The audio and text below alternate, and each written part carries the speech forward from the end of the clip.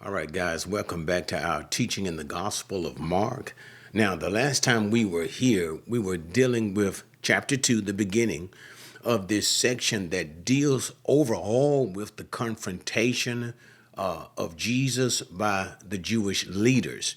And it began with the healing of a paralytic. Now, remember, it is so important to remember that we talked about the three stages and to the which the leaders would make determinations concerning the person of Jesus or his claims. That is, that would first be the observation stage. And this is where we were in the previous video dealing with the healing of the leper. Notice how the Pharisees were there when Jesus actually started this particular confrontation by saying to the man that his sins were forgiven, which it was quite obvious that man came for healing. But nevertheless, Jesus, in a sense, provoked the Pharisees, and not just simply provoked them in a negative sense, but that they may know who he really was. But instead of him just simply healing, he forgave the man of his sins. And this, notice again, how the Pharisees were thinking within themselves. And that's the key for us. Remember the three stages once again: observation, interrogation, and determination. And so observation and interrogation has to do with the ascertaining to who Jesus was with respect to his claims. Jesus claimed to be the Messiah. He claimed to be God. And what we see was a demonstration of divine power in the healing of the paralytic. That is, Jesus knew their thoughts. Only God knows the inner workings, the heart of a man.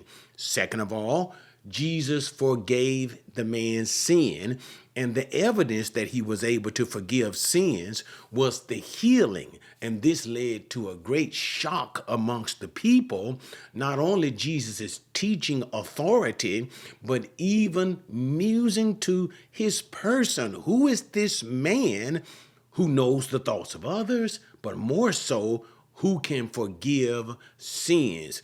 So we deal with the issue of the confrontation of the religious leaders towards Jesus. All right. So now we're going to go to verses 14 through 22. We're going to only look at this short section because there's so much to unpack as we deal with this particular section. The confrontation increases, it's magnified. And what we're going to find is we're moving from observation to interrogation. And this is where we are today. All right, let's start. 14, as he passed by, he saw Levi, the son of Alphaeus, sitting in the tax booth, and he said to him, "Follow me." And he got up and followed him. Now, Mark gives us this in just a simple, compact statement as a fact, but there is so much to unpack when we actually look at verse number 14. So let's start. Once again, as we look at the language that Mark is using. Now, I'm not going to do it for every single verse and every single occasion. Mark loves to use present tense verbs or verbal forms, okay? And he does this to bring us to actually bring the reader into the vividness of the occasion, in a sense of keeping that action alive and in front of us. We see that with past in verse number 14. That's actually paragon in the Greek, which is a present tense verbal form. And even verse 15, happened. We're not there yet, but genetai, and it continues on. The point is, he consistently loves to use the present tense to keep us vividly in the scene and in the presence of the action. But now let's go. So he moves on from where Jesus continues. He continues his ministry to the call of a disciple. This particular disciple is Matthew. Here he is called Levi. Now, I want to talk about that as well, but I want you to understand the overarching happenings of what's going on in this context. here is more than just simply the call of Matthew or Levi as we have it here. We'll talk about that. So beautiful. The call of Levi is more than just the call of Levi here.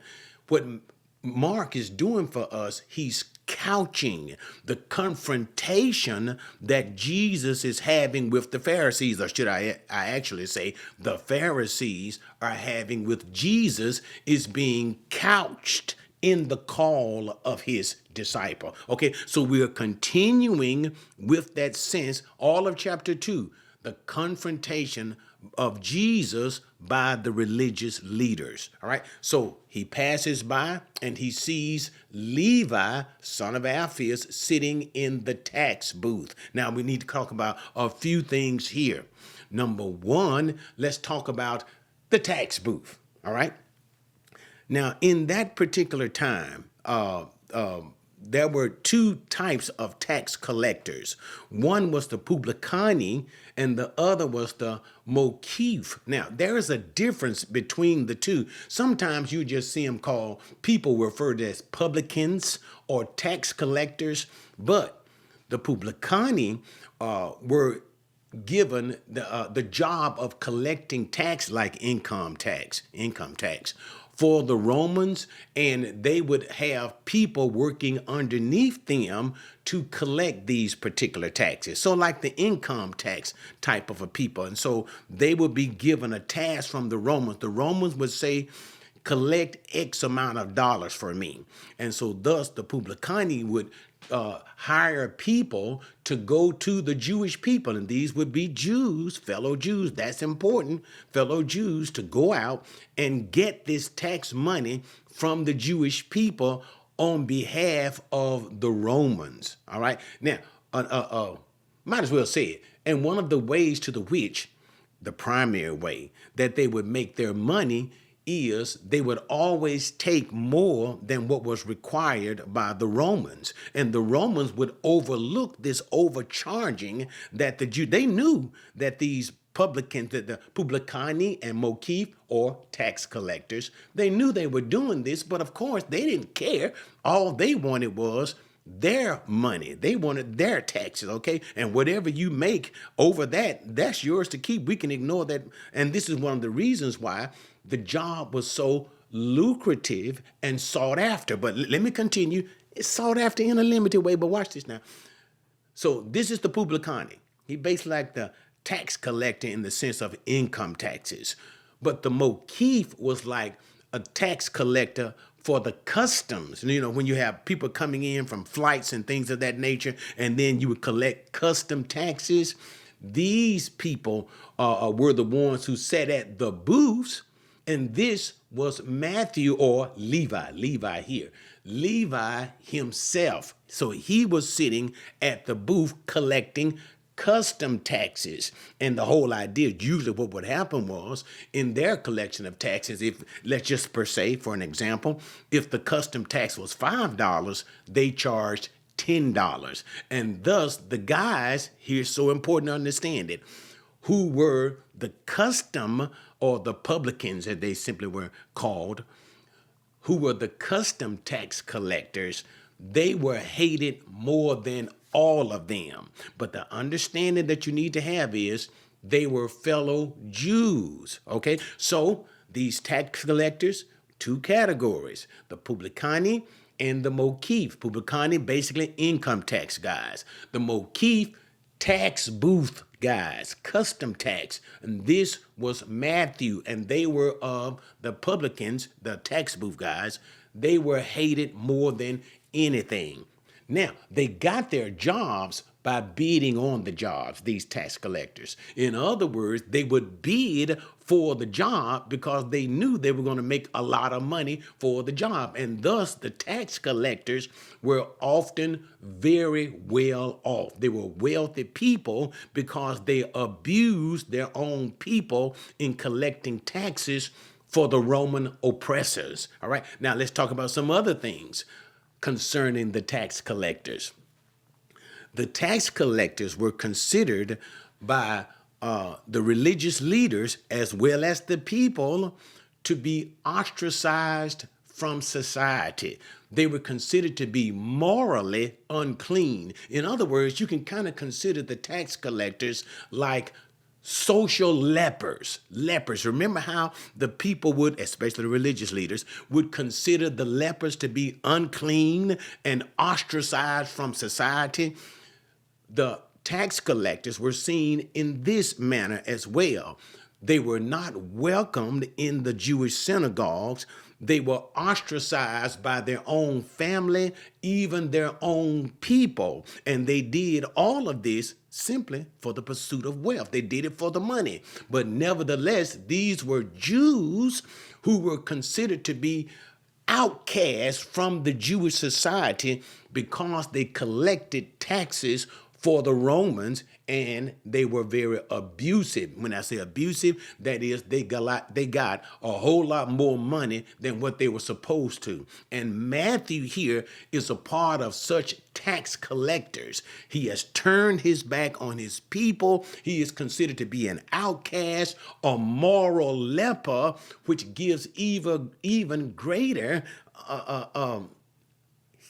credence to this call that Jesus would call such a man as Matthew, or here, Levi. Now, what is important about the name Levi? Because later on, we're going to see in chapter 3, he is going to be referred to as Matthew. These are the same people, Levi and Matthew. But what gives us this greater spiritual insight is by referring to him in his Jewish name of Levi, that is the Aramaic or Hebrew name of Levi.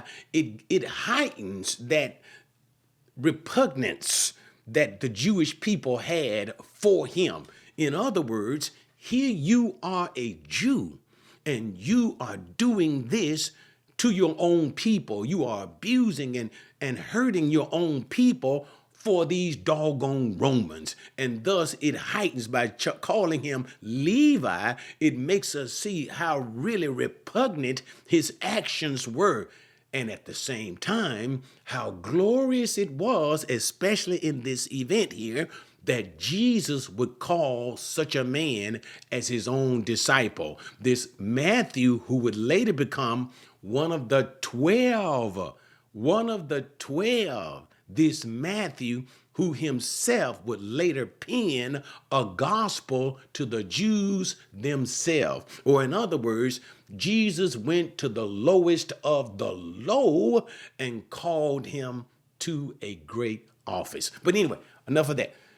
So there, in action-packed scenario, Jesus sees Levi at the tax booth, and he said to him simply, "Follow me." Isn't that a beautiful thing in the call? How curt, not so much as precise, but it's just the command of Jesus to Matthew in that booth collecting money. And he just simply drops everything. Notice, and he got up and followed him. You must understand he had a lucrative job. Matthew, probably unlike most of the other disciples of Jesus, Matthew had plenty money. Matthew was making plenty money. Matthew was very well off. And guess what? He forsook everything simply to follow Jesus. Verse 15. And it happened. Again, notice that happened is the same present tense. But anyway, that he was reclining at the table in his house, and many tax collectors, I want to talk about that, and sinners were dining with Jesus and his disciples, for there were many of them, and they were following him. So now, what is now the scene? Okay, verse 14 is the call of, let me just simply say, Matthew. It's the call of Matthew from the occupation of seeking after wealth to seeking after men, the souls of men. But anyway, his call to discipleship in verse number 14 from his previous form of life. Verse number 15 is basically like, or can be considered, a farewell party. And so this is what we have as Matthew leaves his former life and now comes into his new life in following after Jesus. And guess what? He also invites people like himself.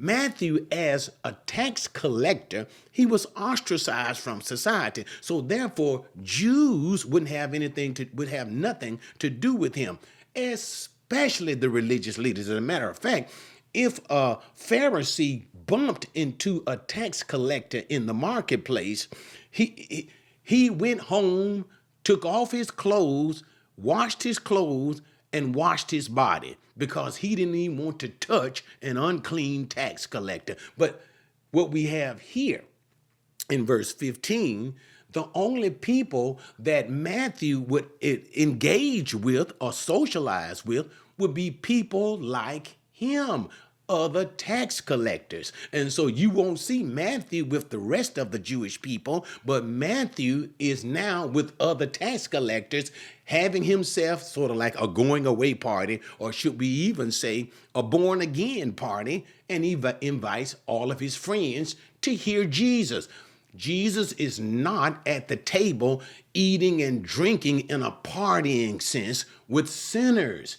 He is there sharing the gospel, revealing himself, his nature, his plan of salvation, that he is the Messiah and he comes to save them. So he is functioning in this way at this get together at Matthew's house. So we don't want to misconstrue what's going on here. Jesus is not at some Gentile party like atmosphere, but he is there preaching the gospel and acting as a rabbi. But anyway, so he is there in the house.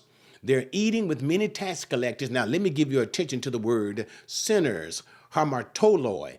Now, some believe that this is not just simply the outcasts of society. Yes, they are. It deals with outcasts of society. But also, these are the women that, in other words, these are prostitutes. This is a euphemism for prostitutes. Why? Remember, the average person at this time in first century Israel, they don't have a lot of money. People are poor for the most part.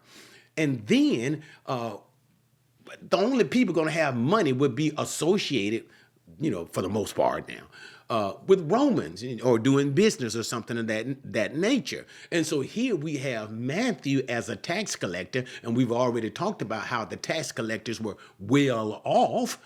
These women or prostitutes would associate with the tax collectors because, they can afford their services. So what we have here are people who are derelicts of society.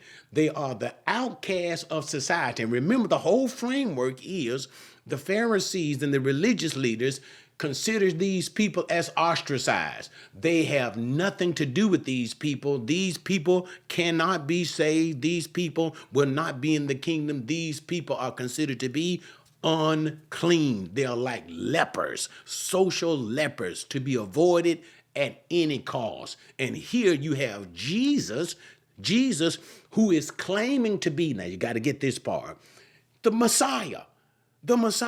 And he is eating with these people whom the Pharisees consider to be absolute outcasts. And the mindset of the Pharisees is, if Jesus indeed is the Messiah, wouldn't he be more like us, Puritans, so to speak?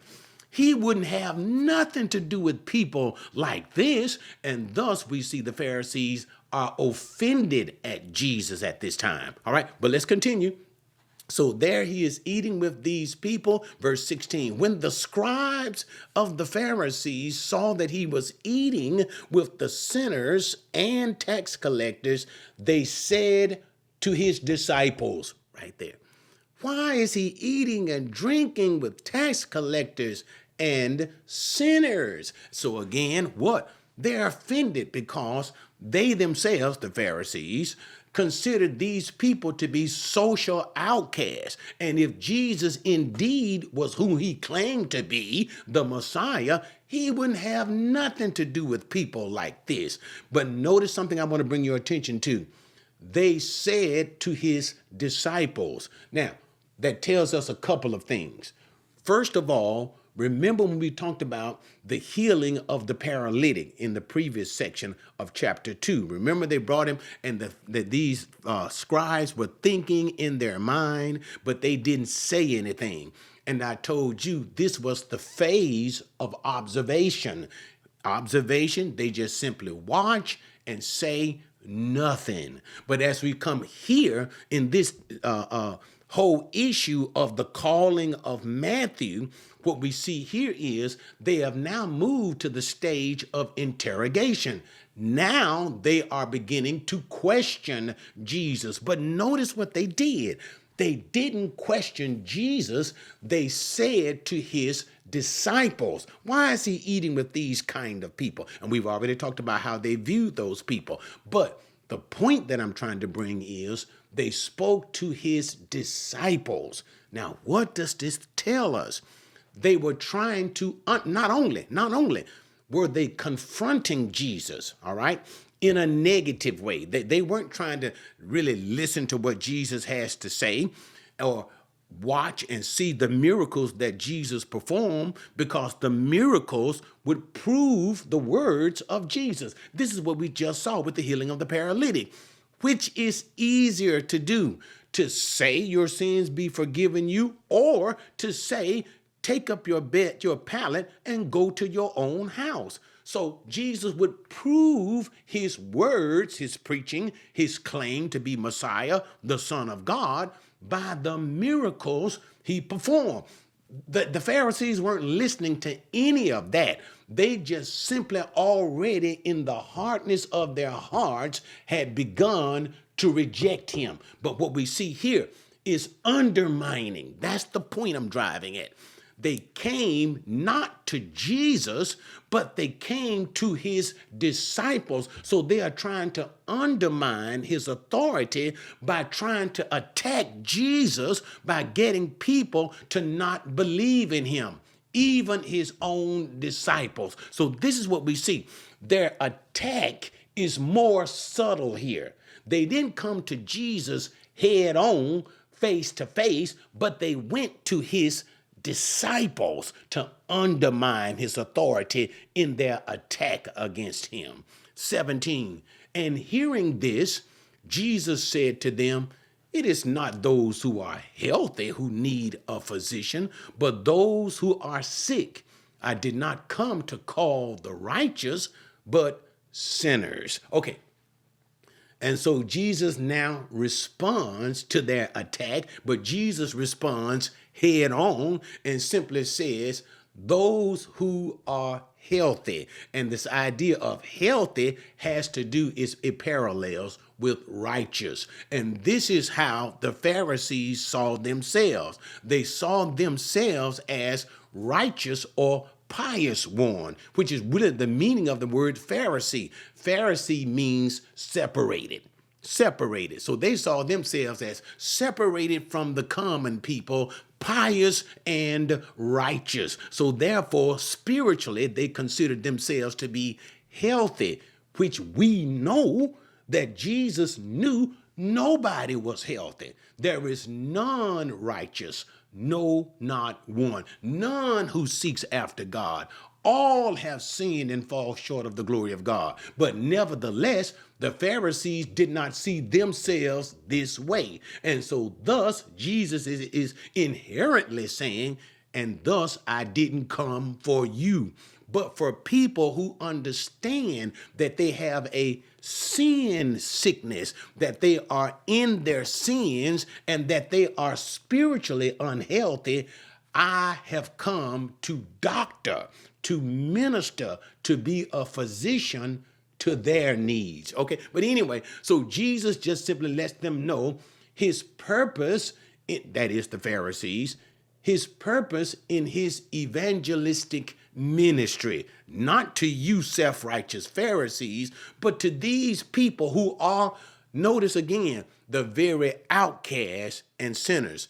Jesus came to save sinners of sinners, because this is the whole picture of the publicans. They are outcasts. They are not even allowed in the synagogue. You can't even come to church. So if you can't come to church, you are considered to be condemned and totally lost.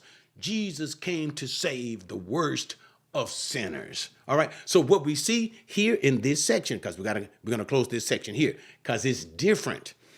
Again, it is a subtle attack of the Pharisees, of the religious leaders, by trying to undermine Jesus' authority by going to the disciples of Jesus. You see what I'm trying to say? So they're trying to undermine Jesus and trying to really hurt Jesus and hurt his person. If, in other words, saying to his disciples in this way, if he really was the Messiah, and you know that's how you guys are believing him. You're following him as his disciples. You believe that he is the Messiah. If he truly was the Messiah, would he be doing that? Would he be associating with tax collectors and prostitutes? Would he be eating with them? No, he wouldn't. Undermining Jesus' authority. All right, let's continue with the next section. 18. John's disciples, interesting, isn't it? And the Pharisees were fasting. I like that. That present tense language is still all over the place. So he brings us vividly into another occasion. But the idea is the same with some subtle differences.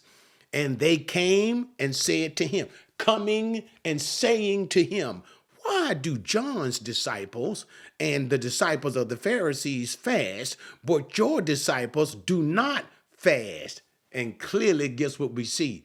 Another way of attack of Jesus' ministry, of his messianic claim. At first, what did we see? They came subtly to the disciples of Jesus to seek to undermine him. Now, notice, John's disciple and the Pharisees came directly to Jesus. This is a frontal attack. And notice how the Pharisees have aligned themselves. The devil is a lie. Notice, remember now, this is John the Baptist. And thus, if we were to assume that is John, we know John was a saved man. John was a righteous man. So thus we can assume what? That the disciples of John would also be righteous men. So you see what the Pharisees did? They have now aligned themselves to try to give themselves a standing, so to speak, with the disciples of John, and now they are attacking Jesus, and they're attacking Jesus on the basis of fasting. So we would see that fasting is something is done in the first century. It was done clearly here by the religious leaders, the scribes and the Pharisees and things of that nature, and the disciples of John. The scribes, we understand, the Pharisees, would fast 2 days a week. I think that was on Mondays and Thursdays. They would fast on Mondays and Thursdays, and it was believed that they would fast on Mondays and Thursdays. Now you got to hear this. Oh, it's such a beautiful thing. In the marketplace, people come out. And in the market, kind of like going to the mall in our day. But in the marketplace, there would be more people in the marketplace on Mondays and Thursdays. And so thus the Pharisees would fast on those days because they love to go out into the marketplace. And you'll see this also spoken by other gospel writers. And this is what Jesus said: don't fast like the Pharisees fast. Why? Because they do all of their so-called spiritual things to be seen of men. Their righteousness was simply external. It did not come from the heart. But this is what they would do. So they would come out into the marketplace. You got a lot of people there. Normally, the Pharisees would be dressed, well-dressed. Religious leaders easily be identified as Pharisees. And they were well off. You always got to remember that too now. They were the most well off of the Jewish people. But So they would come out on those Mondays and Thursdays, and they would dishevel their face. They wouldn't wash their face, and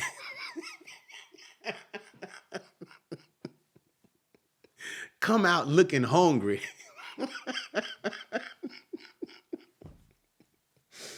You can imagine that stupid look they probably had on their face. Like, what's wrong with you, man? I'm fasting.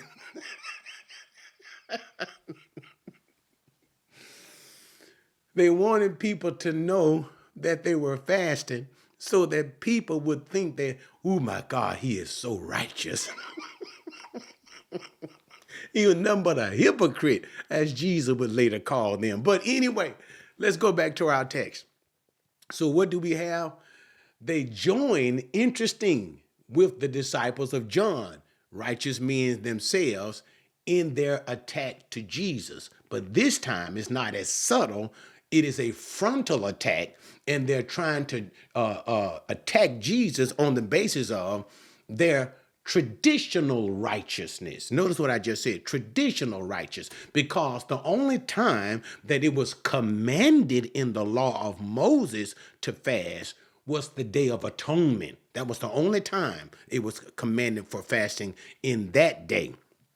But it was later on adopted that men would begin to fast traditionally, and it was supposed to be an indication of righteousness. Okay, and though this is the vein by the which they are attacking Jesus, and notice who they have brought along, the disciples of John, to buttress and strengthen their case in their confrontation against Jesus. He ain't no Messiah.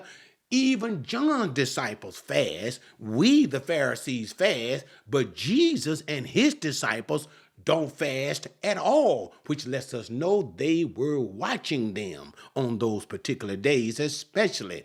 What does Jesus respond? 19. And Jesus said to them, while the bridegroom is with them, the attendants of the bridegroom cannot fast, can they? So long as they have the bridegroom with them, they cannot fast. But the days will come when the bridegroom is taken away from them, and then they will fast in that day. All right. So what does Jesus do? Jesus uses a metaphor as a wedding. And notice, a wedding feast. During the time for the wedding feast, it is a time of joy. And what do people do at wedding feasts? They eat, they drink, and enjoy themselves. The very idea or principle of fasting is the affliction of the soul. It is a sense it brings in the sense of repentance and sorrow, and it's about restricting and it's restricting the appetites, So it is a joyless exercise. Fasting is a joyless exercise. But notice what Jesus says. Because of his presence with the disciples, it could be understood in a celebratory way, in a wedding feast. And what do people do? What is the spirit of a wedding feast? The spirit is a time of joy. And if it's a time of joy, it is not the time of fasting. So as long as Jesus is present with his disciples, it is a time for their rejoicing. Then in verse number 20, he talks about the day when the bridegroom is taken away. Now, let me say this. The explicit context of that is looking forward to his crucifixion. He is not so much speaking in general in our time. That is to say, the time when Jesus, the bridegroom, is taken away, looks to his crucifixion on the cross. Remember, Jesus himself said that time they will be sad. And notice again, sadness has to do with fasting. There is a relationship with sadness and affliction and sorrow and repentance. All of this is the very flavor of what it is to fast. And so as Jesus will speak later on, even now, as he hints to it, he just gives a hint right now to his crucifixion, he tells his disciples themselves that they will mourn. But notice what he did say. This is what I'm driving at. But your mourning will be turned to joy. And what he means is they will mourn during the crucifixion of Jesus, his death, and his burial. But their mourning will be replaced by joy. Why? Because Jesus will rise from the dead. So therefore they will have joy. My joy I give unto you. It is an everlasting joy. But anyway, so verse number 20 is not so much talking about, here's the point for us, that now we are commanded to fast now that Jesus, the bridegroom, is gone away. The New Testament church is never, ever commanded to fast. Fasting is optional. If you want to fast, you can fast whenever you want for whatever the reason that you want. However, it is not required, and that is not what Jesus is saying at this particular verse. His point is he's looking particular. He's looking at specifically the time to the which Jesus will be crucified. And now you can see the sorrow and the fasting atmosphere that comes out of that. But what happens? He did not remain in the grave. He was resurrected, and their mourning was replaced with joy. So all I'm trying to say is, number one, this is looking forward to Jesus hinting at his crucifixion. And number two, he is not saying that since the bridegroom is now gone, that is in our day and time, since Jesus has ascended into heaven and we are waiting for him to come back, so therefore we fast now. No, that's not what he's saying. But nevertheless, fasting still remains optional if you desire. All right, now let's continue on. So what is the atmosphere here? Number one, it's about confrontation. We see the subtle confrontation in trying to undermine Jesus' authority and his messianic claim coming to his disciples at first.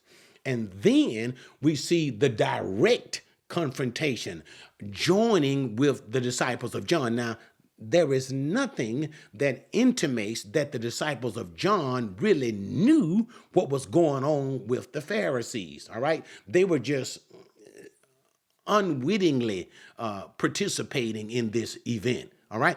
But the Pharisees, these guys were malevolent.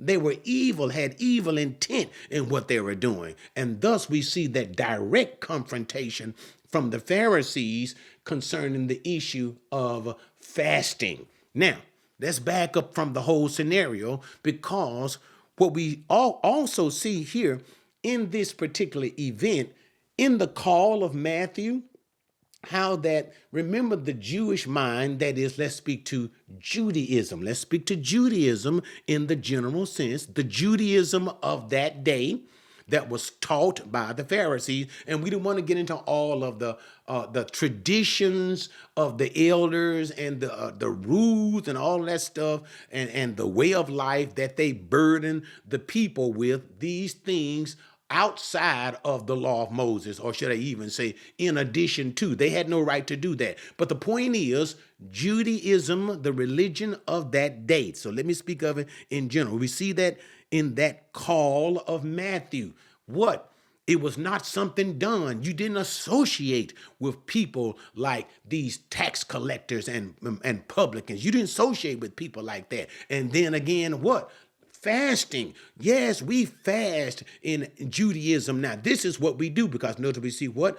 The Pharisees along with the disciples of John. And that's the key, disciples of John. How we are practicing our religion in this day, which leads us to Jesus' continuing responses. What does he say? No one sews a patch of unshrunk cloth on an old garment. Otherwise, the patch pulls away from it the new from the old, and a worse tear results. Let's continue. No one puts new wine into old wineskins. Otherwise, the wine will burst the skins, and the wine is lost, and the skins as well. But one puts new wine into fresh wineskins. Now, let's look at these couple of metaphors that Jesus gives us. He gives us the metaphor of a new patch upon old garments and new wine into old wineskins. So what does he say? If you have an old garment that's already old and pulling away and has been breached in some way, and you want to patch it up, you don't want to put a new patch there. Why? When the new patch gets wet or something like that, it'll begin to pull away from the old, and it makes the ruin even worse. So in other words, you don't get new and put it with old. Then he continued on. Let's look at fresh wine or new wine. You don't take new wine and put it in old wineskins. Why? You see, the old wineskins have already stretched. It is no more elasticity in the old wineskins. And the new wine, when the new wine begins to fermentate, it's going to cause that old wineskin bag to swell, and the bag will not swell. It's already stretched out, so it's not going to stretch anymore. So as the new wine fermentates, it bursts the bag, and you lose the contents of the wine, and the bag itself is destroyed. In other words, preparation for new things need to be with new things. You cannot have the new with the old. And thus Jesus is speaking of Judaism as it is known for the religion of the Jews, and Jesus' own ministry. Jesus' ministry is new. It is not like old forms of Judaism. Even Jesus hints at the new covenant, not so much as a new religion. I don't want to use that terminology, but that idea and sense remains. That new covenant which will replace the old. One will replace the old. And thus, the teachings of Jesus and that which Jesus is introducing, it cannot coexist. It cannot coexist with old Judaism. You have to receive it, something new, something afresh within itself. Or otherwise, if you try to mix the two, you corrupt them both. It just messes up the whole thing. All right, so what?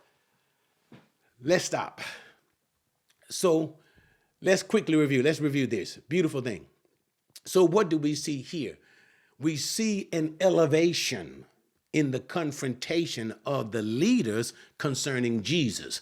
They have moved from the phase of observation, and now they are in the stage of interrogation. They are now questioning Jesus. So how do they begin? So Mark couches the event of this confrontation with the call of Matthew. And notice the beautiful thing. Mark didn't even get into all of that. He just lets you know Matthew, he gives you that Hebrew name, Levi, and that he was a tax collector. And you would know and assume in that day the hatred, the virulent hatred, ostracization that the Jews, especially the religious leaders, would have for tax collectors. Even, the Pharisees believed in honesty, but they believed that you could be dishonest with a tax collector because he cheated. But anyway, so he couches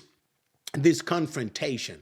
with the call of Matthew, one being ostracized by society, the lowest of the low, and Jesus calls him. Matthew gives a celebration dinner saying goodbye to his former life, hello to his new life. He invites his friends to hear the gospel of Jesus, and his friends are people who have been ostracized along with him, fellow tax collectors, even the prostitutes of that day. And Jesus is there ministering to them. The Pharisees come in and assault Jesus, not directly, but going to his disciples, trying to undermine that relationship between Jesus and his followers. Is he really the Messiah? Because if he was the Messiah, would he be eating and drinking with these kind of people, trying to destroy Jesus in a very subtle way? Jesus responds and simply lets them know that he didn't come to call the righteous people like them who believed that they were simply righteous, but he came to call people who believed that they had a need, sin in their lives. I came to save the sick, to heal the sick. I am their physician. Then it continued on. Mark says, well, they decided to come again in another attack to bring righteous group with them. That is the disciples of John. And the whole issue was about fasting. And thus they did a frontal attack to Jesus. Why is it that you don't fast? And we righteous Pharisees, along with the disciples of John, we fast often. And Jesus simply says, my presence with my disciples is a time of joy. Fasting speaks of sorrow and repentance, but I am the bridegroom, and in the bridegroom are not people having a joyous and festive time, eating and drinking, but the day will come, and let me just simply say it this way, when I will be crucified. That's that hint that Jesus gave. The bridegroom will be taken away. Then at that time, they will mourn.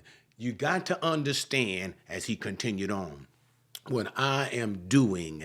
Jesus, and I don't want to get into, I can just hear it in my head, a high priest after the order of Melchizedek. Jesus is a new priest. And whenever you have a new priest, you must have a new law. You cannot take old cloth that's been ruined and take a new patch and put it on there. It's going to ruin the cloth. You cannot take new wine into old wineskins that are not able to expand as the new wine fermentates. It's all going to burn. It's going to come to a ruin. You cannot put the new with the old.